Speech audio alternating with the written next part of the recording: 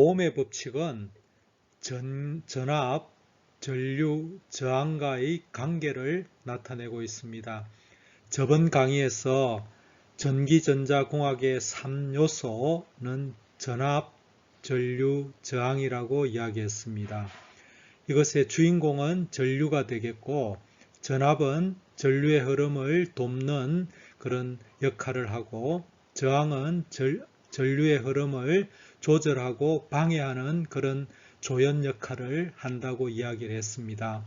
그래서 이번 시간에는 이 세 개의 관계를 설명하는 오음의 법칙에 대해서 설명을 하도록 하겠습니다. 우리가 전압, 전류, 저항 이 세 가지의 관계는 전압은 전류의 비례 관계에 있고 저항은 전류와 반비례 관계에 있습니다.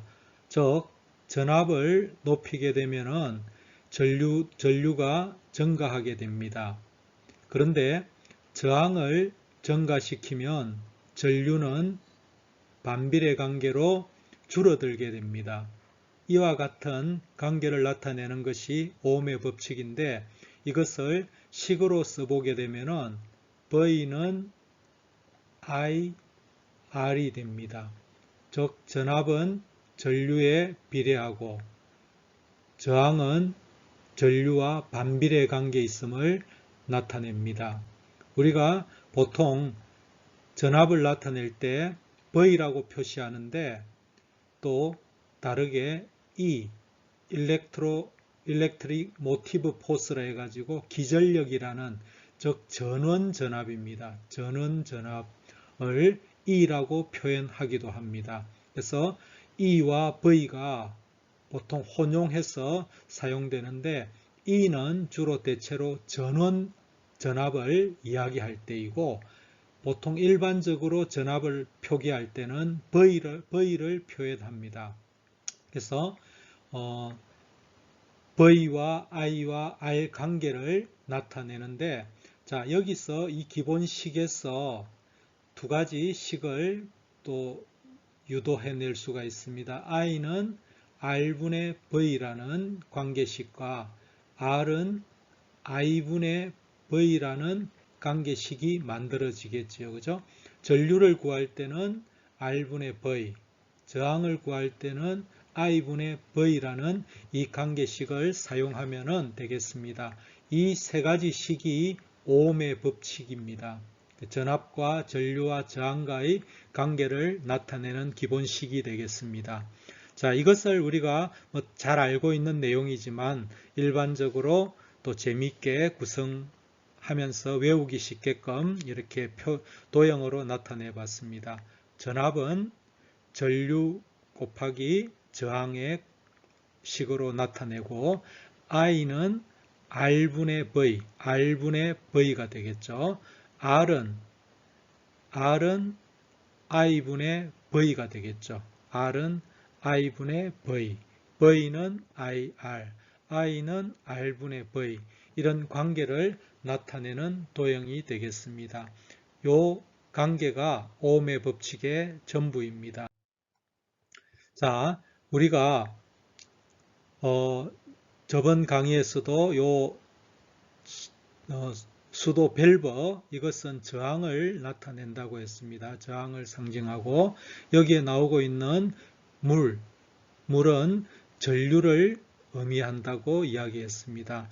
여기에서 공급되는 수압은 곧 전압을 의미한다고 이야기를 했습니다. 자, 우리가 볼 것은 여기에 저항이 있습니다. 저항이 1ohm이면은 여기에 전압을 10V를 이렇게 걸어 놨을 때 10V로 일정할 때 저항이 1ohm일 때는 전류가 10A가 흐릅니다. 그래서 보통 이제 상징적으로 수도꼭지를 열면은 저항이 낮아지는 거로 비유를 했습니다. 그래서 이 상태에서 저항을 15ohm으로 올리게 되면은 전압은 일정하고 저항을 15ohm으로 올리게 되면은 전류는 I는 R분의 V에서 이게 10ohm으로 10ohm이 되고 전압이 10ohm이니까 1A가 흐르게 되겠죠. 그래서 저항을 높이게 되면 전류는 10분의 1로 이렇게 줄어들게 됩니다. 그래서 이 관계가 오음의 법칙의 관계입니다. 그래서 저항은 I분의 V 이렇게 해서 이 관계를 오음의 법칙을 설명하고 있습니다.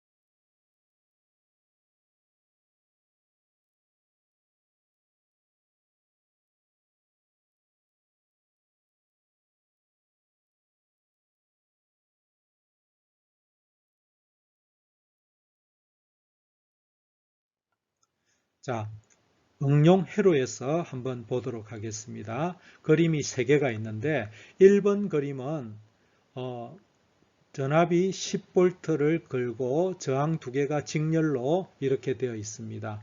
그러면 여기에서 플러스에서 전류가 나와서 1kg하고 2kg를 거쳐서 다시 전원으로 돌아가겠죠. 그러면 이때 흐르는 전류는 I는 ohm의 법칙에 의해서 R분의 V죠. 그럼 1kg하고 2kg가 직렬로 되어 있으니까 1kg, 2kg분의 전압이 10V가 되겠죠. 그죠? 그러면 이거는 3.33mA죠. 이게 킬로니까, 킬로옴이니까 밀리암페어가 되겠죠. 그죠? 근데 여기 B번 그림을 보면은 20V를 전압을 높였습니다. 그러면 전압을 V를 2배로 했기 때문에 전류는 계산을 안 하더라도 비례하니까 2배가 흐르겠죠. A번 그림보다. 그러면 6.66mA가 흐르게 됨을 우리는 바로 알 수가 있습니다. 그러나 한번 ohm의 법칙을 써서 구해보면은 I는 R분의 V니까 1kg 플러스 2kg분의 20V가 됩니다. 이러면은 3분의 20mA가 돼가지고 6.66mA가 됨을 알 수가 있습니다. 근데 A번에서 전압은 10V로 동일하게 하고 저항값을 10배를 키웠습니다. 저항값을 10배를 키우니까 그러면은 전류는 어떻게 되냐면은 10분의 1배로 줄겠죠. 이게 10배로 증가했으니까 저항은 전류하고 반비례하니까 10분의 1이 되겠죠. 그러면은 I는 A번에서 3.3mA니까 이거는 0.333mA 10분의 1로 줄 것입니다. 이렇게 계산을 하지 않더라도 이렇게 ohm의 법칙 관계에서 바로 구할 수가 있습니다. 근데 이제 회로 이론에서 한번 바로 구해보면은 I는 R분의 V 10K하고 20K하고 분의 10V가 되겠죠. 그러면은 30kΩ 분의 10V가 돼가지고 0.33mA가 됨을 알 수가 있을 겁니다. 이와 같이 이 세 가지 그래프에서 A번에서 B번으로는 저항은 같이 두고 전압을 2배로 하니까 전류가 2배로 흐르더라. A번 그림에서 C번 그림으로는 전압은 그대로 두고 저항을 10배씩을 키우니까 전류가 10분의 1로 줄더라는 것을 알 수가 있습니다. 자, 다음은 보통 우리가 많이 쓰는 ohm의 법칙인데 두 전압이 이렇게 양쪽으로 있고 그 사이에 저항이 있을 때 그 사이에 저항을 통해서 흐르는 전류를 계산할 때는 우리가 I는 R분의 델타 V죠. 그죠? 그래서 R은 1kg고 델타 V는 V1 마이너스 V2가 되겠죠. 그죠? 물론 높은 거에서 낮은 거를 빼주면 됩니다. 왜냐하면은 전류는 높은 데서 낮은 데로 흐르기 때문에 만약에 V1이 V2보다 높다면은 이거는 V1에서 V2로 흐르기 때문에 이렇게 시계 방향으로 흐를 것입니다. 만약에 V2가 V1보다 크면은 V2에서 V1으로 이렇게 반대로 흐를 것입니다. 그래서 이 전류의 흐름에 따라 전압에 따라서 전류의 방향이 결정되게 됩니다. 그래서 만약에 이것이 V1이 20V고 V2가 10V라고 하면은 여기에 흐르는 전류는 I는 여기서 V1에서 V2로 이렇게 흐르게 될 것이고 그 양은 1kg분의 20-10 해서 1kg분의 10V가 돼가지고 10mA가 시계 방향으로 흐름을 알 수가 있습니다. 예, 지금까지 ohm의 법칙에 대해서 살펴봤습니다. 시작은 절반의 성공입니다. 도전하는 자만이 이룰 수가 있습니다. 이상으로 오음의 법칙에 대한 강의를 마치겠습니다. 엘림 아카데미였습니다.